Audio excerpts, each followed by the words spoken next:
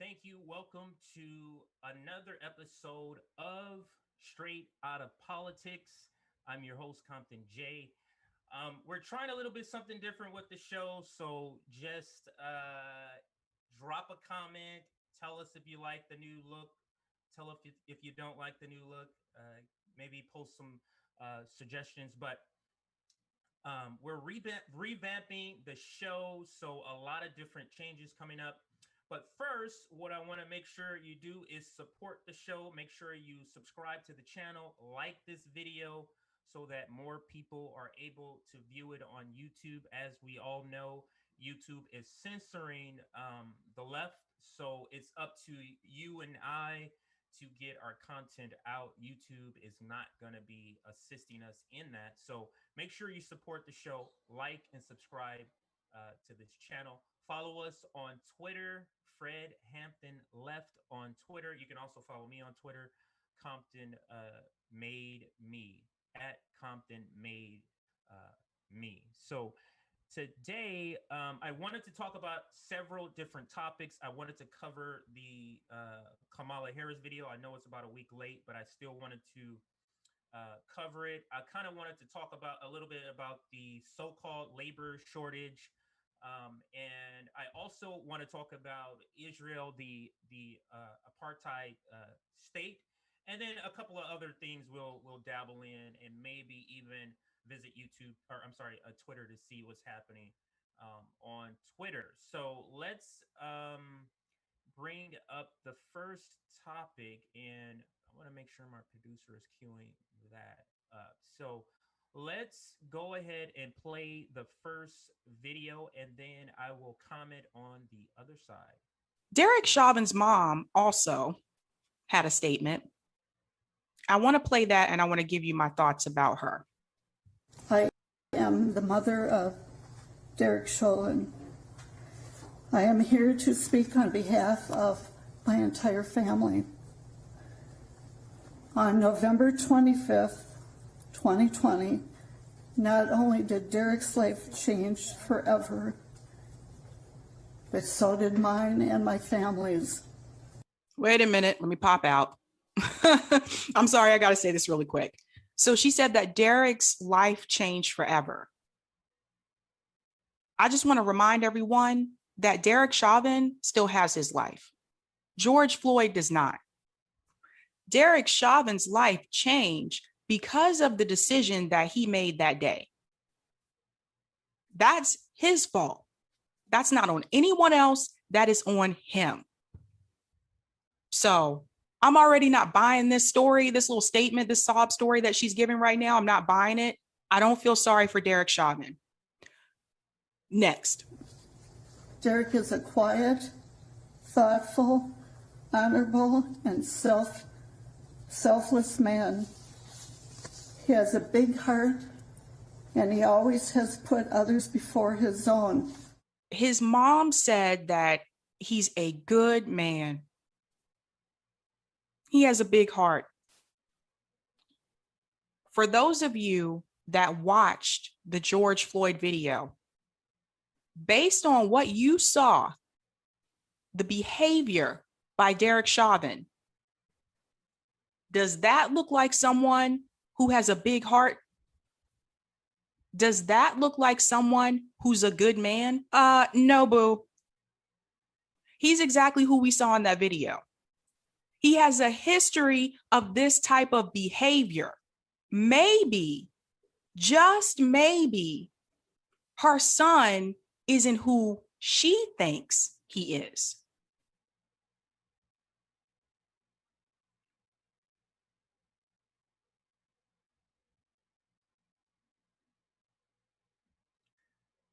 And I absolutely love Sabby's take on that. Friend of the show, actually, a Fred Hampton Leftist, one of our new additions, but absolutely a friend of the show. But she's absolutely right. Now, I mean, it's Derek Chauvin's mother. Like, what is she gonna say? Of course, she's gonna say. I mean, Jeffrey Dahmer's mom probably thinks, thought that he was a good person. You know what I mean? Like, mom, what are moms supposed to say? So I don't want to direct this to a mom or to her maybe personally, but her assessment and what she's saying, maybe they weren't written by her, and maybe they were written by a lawyer, so she's just reading words, but absolutely absurd that he's a thoughtful person, because a thoughtful person would say, hey, I'm on this person's neck for 2 minutes. Maybe I should take my knee off so this person can catch a breath. That would be a thoughtful person. A kind person would never have put the knee to the person's neck. And I think that Derek Chauvin is an example of the larger problem with the police state. Derek Chauvin, he's a prototype of what police departments want.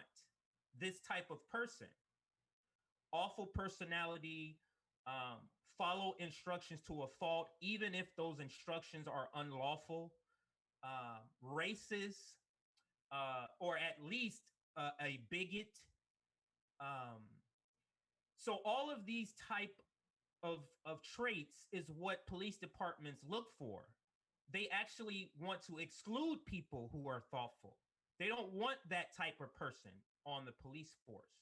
They want people who were just here to follow orders, doesn't matter what the order is, lawful or not. And also what I want to say about the Derek Chauvin sentence and the verdict, I think he got 22 years or something like that, 22 years or somewhere around there.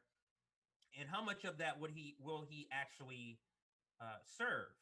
And once he's out, how many people, how many races, organizations, or places, or people will be falling over themselves to give this guy another job or some sort of financial stability? And to me, that speaks to American culture.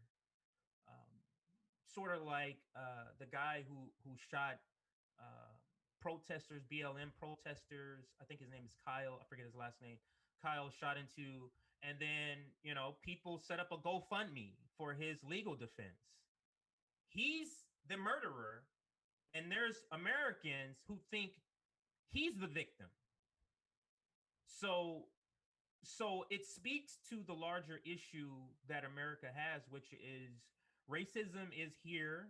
Racism has not gone anywhere, and racism is not going anywhere in the United States. So now to get back to the Derek Chauvin sentencing, 22 years. There's people selling drugs that get more than 22-year sentence. They didn't kill anybody. No one died from their drug sales that they are being charged with, but somehow they get a longer sentence than murdering a person.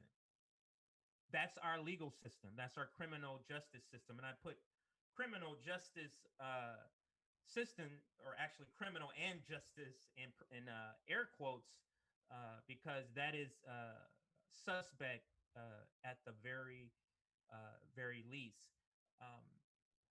And I'm going to leave this topic with this last point I want to make about the Derek Chauvin sentencing. And that is the treatment of Derek Chauvin. He's a convicted felon now, but do you think he's getting the same treatment as a BIPOC, as a person of color, indigenous, who would have the same charges that this person has? Do you think this person or that person would be getting the same treatment that this person, this ex-cop, is getting? And I would say no. He's getting special treatment. I don't think he should be in some separate part of the jail because he's a cop. You're a convict, a felon, just like everybody else. So you should be over there. If you happen to get your ass handed to you and get your ass beat down, that's on you. That's on you, because there's pedophiles that go to jail. They don't always put them in separate quarters, and they get their ass beat. That's how our criminal justice system works. Like, you don't have a problem with beatings and rapes happening to ex-cops, but for some reason, this ex-cop gets some sort of special treatment.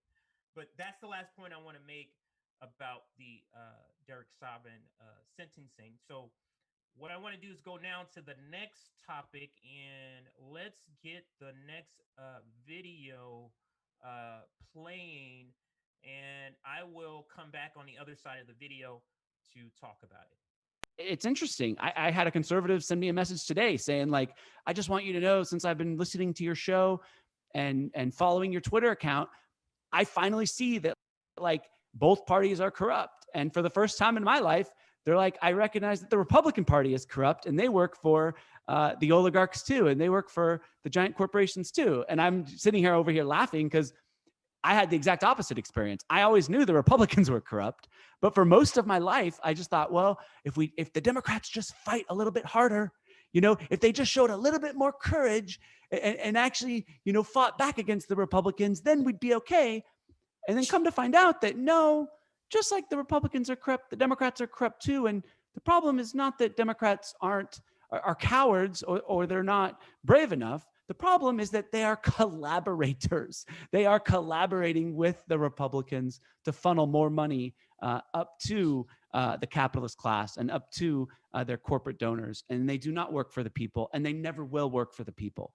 I think the Democratic Party's sole function is to stop any movement to the left. And they want to trap all kind of left-wing opposition or social opposition to the Democratic Party. They want to kind of bring it in their party, because if they can bring it in the Democratic Party, if they can use someone like a Bernie Sanders and an AOC, and maybe AOC and Bernie don't know this intentionally that they're doing this, or maybe they do, but if they can use these kind of movement figures that talk progressive and make all these promises, but then bring them into the Democratic Party, then what they can do with these grassroots movements, they can co-opt them, they can control them when they're in the party, water them down, and then eventually destroy the movements.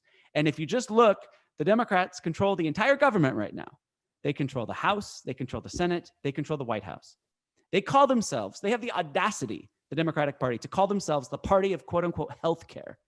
And right now, with the Democrats in control of the entire government, we can't even get a floor vote on Medicare for all. And it's because the Democrats aren't the party of healthcare. They're the party of for-profit predatory health insurance. They're the party of big pharma. They're the party of the giant insurance companies. They're the party of capitalism and imperialism.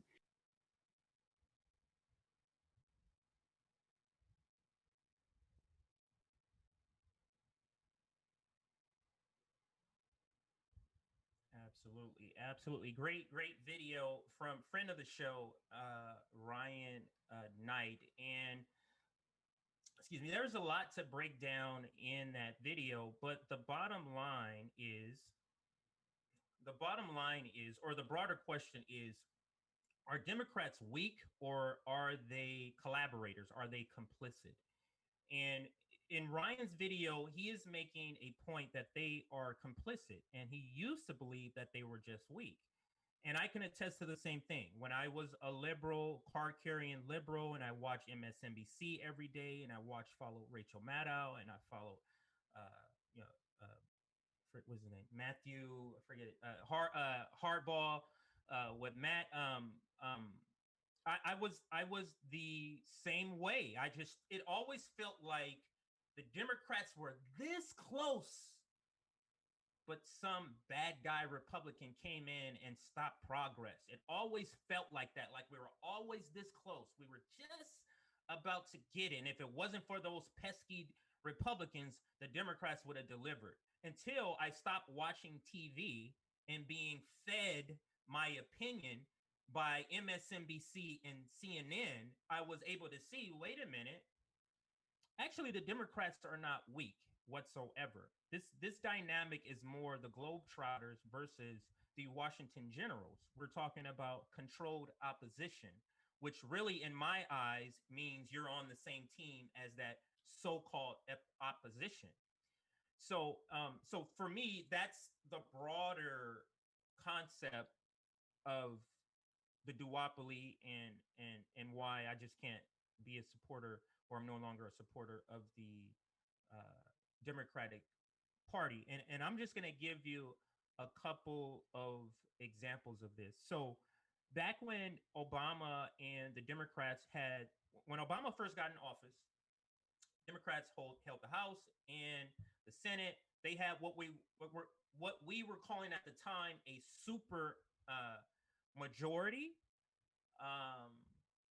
and that supermajority of Democrats delivered a Republican healthcare bill called Obamacare, which was called Romney Care before that. That's what we got. And Barack Obama's public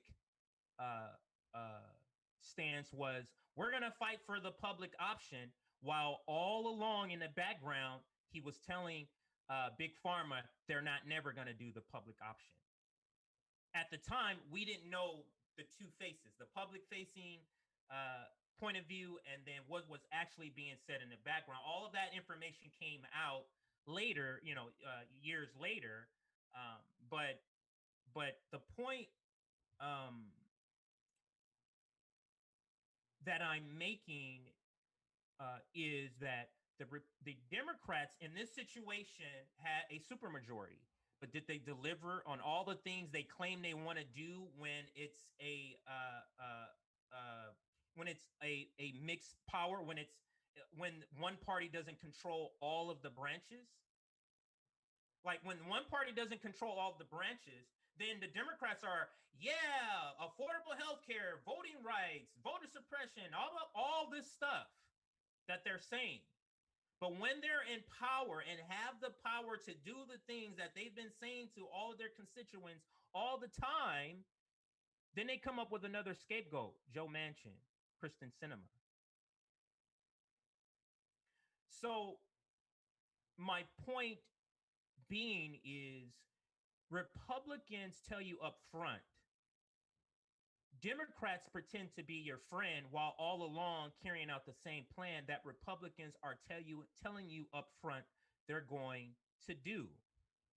Barack Obama and Democrats are telling us up front that they want to fight for a public option when they actually don't. And Barack Obama behind the scenes is actually telling Big Pharma, hey, don't worry about it. Of course, we're not going to do a public option, which is essentially the same thing that Republicans want.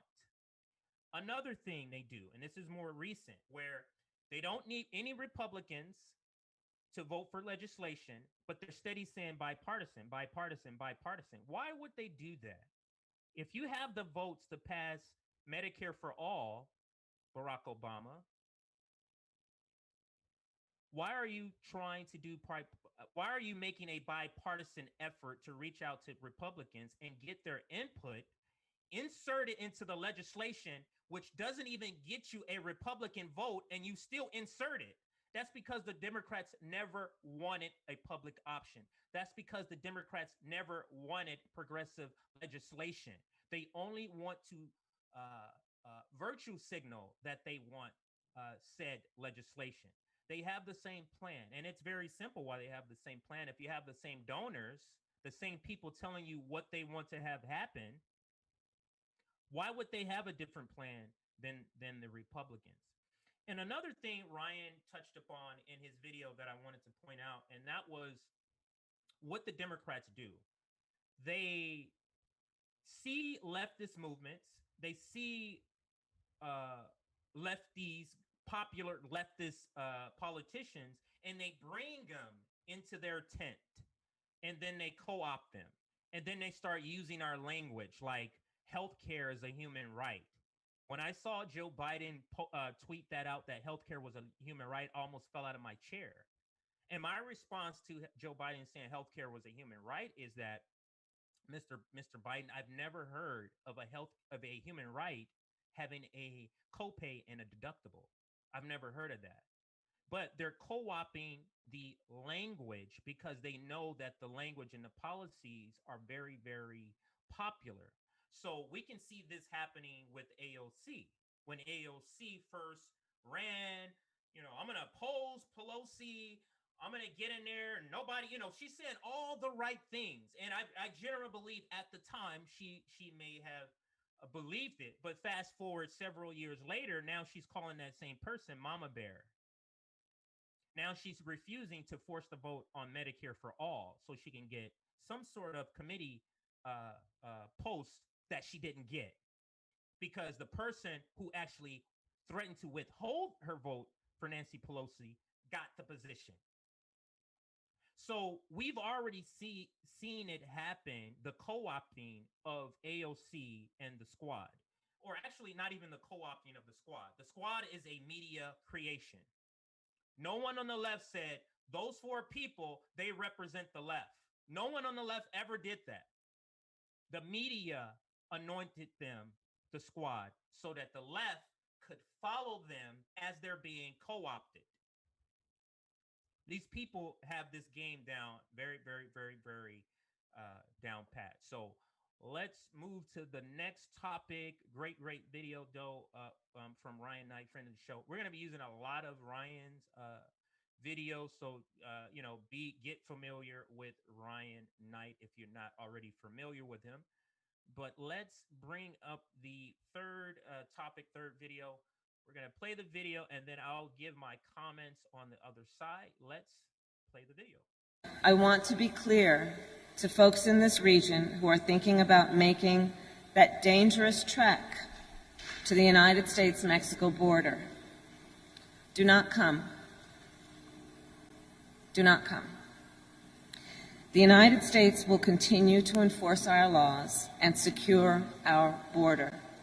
There are legal methods by which migration can and should occur. But we, as one of our priorities, will discourage illegal migration. And I believe if you come to our border, you will be turned back. So let's discourage our friends, our neighbors, our family members from embarking on what is otherwise an extremely dangerous journey.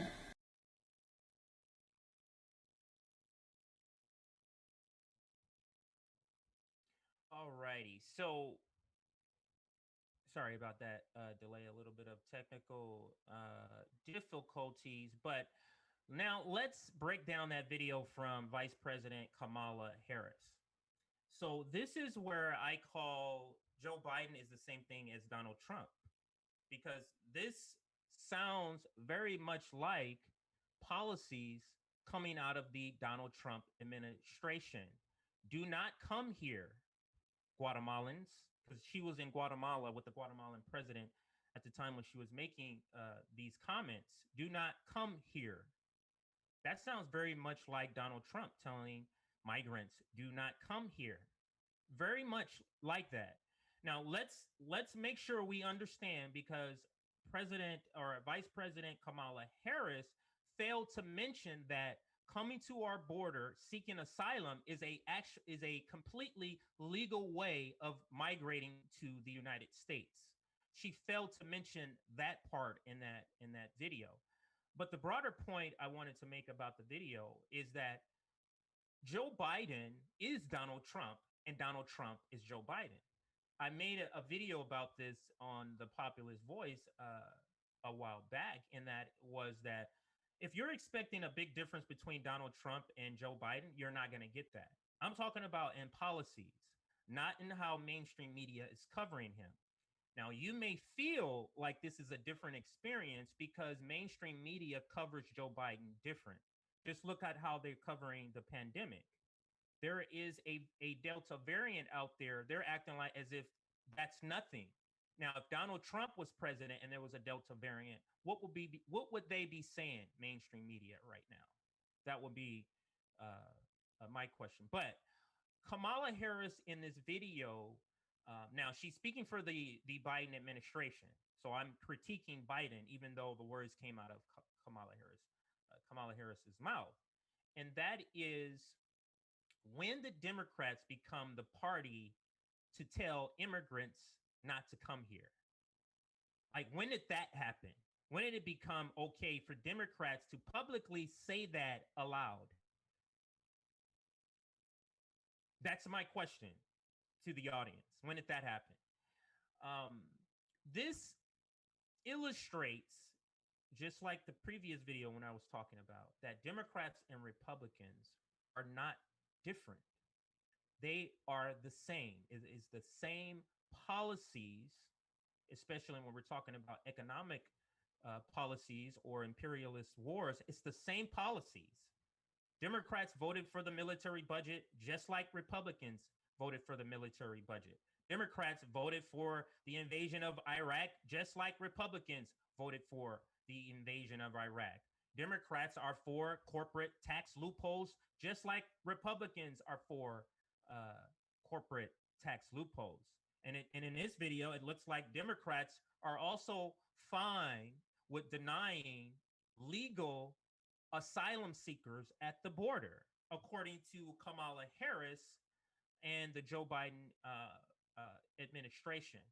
Now, what else I can say about this is, now when she did make this video, there was a little bit of backlash about the video, and I believe the administration sort of put out a statement saying some sort of low level critique of her news conference, or of those comments, but it was very sort of a slap on the wrist sort of thing. And the broader point, or the last point I want to make about this video is this, and that is the Democratic Party is being more and more bold about not even hiding some of the things that used to make them Democrats. So, for example, the Democratic Party used to be the party of the working class. That is no longer it. They're the party of big tech. They're the party of celebrity liberals. That is now the Democratic Party. They're not the party of the working class. They're not the party of unions any longer.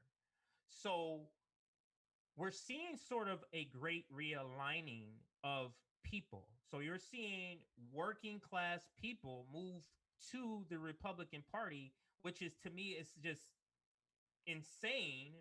But they're seeing what the Democratic Party is doing. They're seeing the clothes, the figurative clothes fall off the Democratic Party, and they can see their nakedness now, and they're seeing that it's complete BS, and it's very, very much like the Republican Party. So let's move to the final topic here. And the final topic, I'm going to play one last video, and then I'm going to talk about it on the other side. So let's go ahead and play that video.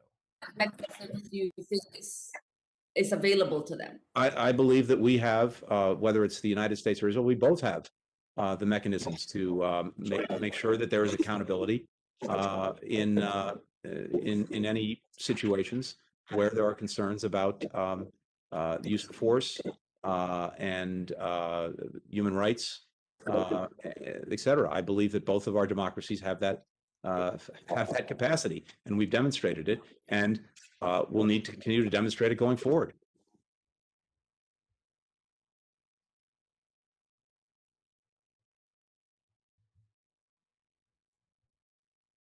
All right, so that video there was Secretary Blinken, and he was answering a question from Ilhan Omar, and her question was basically, what avenue or what options do Palestinians have to report Israeli brutality? And his response is basically with the Israelis. And he tried to give an analogy like with the US. And that wasn't a good, I don't think that was a good analogy. Now, I got this video from a person I follow on Twitter.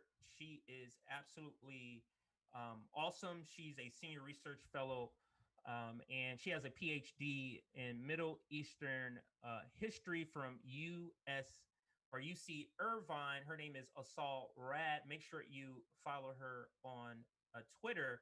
But she makes a great point here, and she says, Ilhan Omar asked, where Palestinians can seek justice if the U.S. won't support ICC investigations. And ICC investigations are just an independent body investigating this brutality. And she goes on to say, Blinken's response was that they can seek justice in Israel, the state that occupies and carry out daily violence against them. Who wants to tell him apartheid states are not democracies? And that tweet says a lot. And one, Israel is an apartheid state. And the fact that the United States, and the world knows this, everybody else in the world can see this. And the United States is one of the lone people that's still trying to pretend Israel is defending itself and Israel is not an apartheid state. So one, let's start there. So an apartheid state, Anthony Blinken is saying in an apartheid state, the lower class people can come to the upper class people for their grievances in an apartheid state. That's absurd on its face. It's completely absurd on its face. It would be the same thing, and he uses the United States as an example. Now, like I said, it's a pretty awful example because it's like the LAPD investigating the Rodney King incident without the video. Do you think charges would have been brought against the officers who beat Rodney King if there wasn't a video? And even with the video, they were acquitted, but that's a separate topic. But the point that I'm making is coming to the people who is oppressing you to request relief from the brutality of the people that you're talking to is just, it's completely absurd. So the Palestinians are supposed to come to Israel and say, hey, your army, your military over here, they blew the arm off of my husband when he was just walking. What exactly do you think is going to happen to those people? Like, you think they're going to be brought up on charges and brought to trial, Anthony Blinken? It's just absurd. And I always ask this question when we're talking about Israel, or this always pops in my head when we're talking about Israel or Saudi Arabia. And that is, if the United States is such a beacon of democracy, if the United States is such an example of human rights, how come our closest allies, some of the closest countries to us, are fascists, committing genocide, and an apartheid state?